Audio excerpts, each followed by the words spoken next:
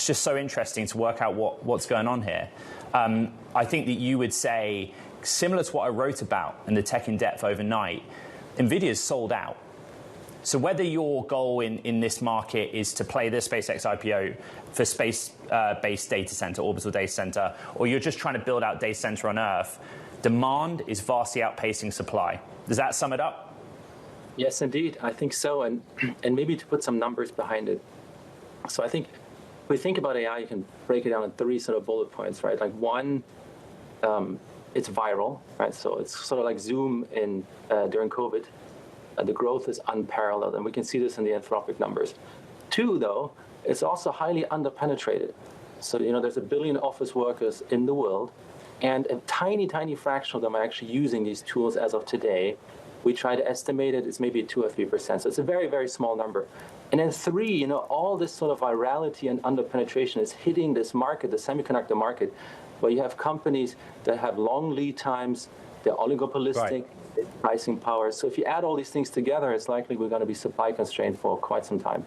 How broad, therefore, should the holdings go? When I'm looking at some of the funds you manage, clearly you got with the program when it came to NVIDIA, but you're also thinking about those that are offering not only chips, but also the entire vertical stack. When I think of Alphabet that you're in, there's Microsoft and Amazon, but why not broaden into other areas of the chip stack? Because we've seen them just do so well. Yes, we totally agree. So we actually also own memory companies such as SK Hynix and Samsung in Korea. Memory is going to be an increasingly significant bottleneck. We're heavily exposed to semi-capex companies, business such as ASML and Lam Research that provide the equipment to the foundries of the world. I think one should also look at electricity companies. So anybody that supplies electricity to data centers. One particular interesting business there that we own is called Bloom Energy.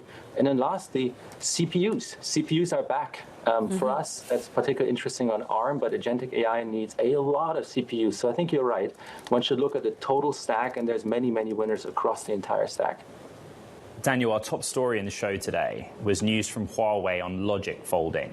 Basically, a new method of passing the signal through the transistor, taking you outside of Moore's law. You're not dependent on extreme miniaturization. The way the market responded, first in Asia, then in Europe, and then in the United States, everything was up, irrespective of their ties to Huawei. Why do you think that is? Well, I mean, I do think that in Asia in particular, in China, there's a sense that they do not have access to ASML nor leading-edge chips from Taiwan Semi. So any sort of announcement that they can make that might provide them the opportunity to build their own leading-edge chips is much appreciated. Now, the counter to that, though, is that this technology has been around for a while. This idea of sort of stacking chips on top of each other is also something that Taiwan Semi has been pursuing for really a decade.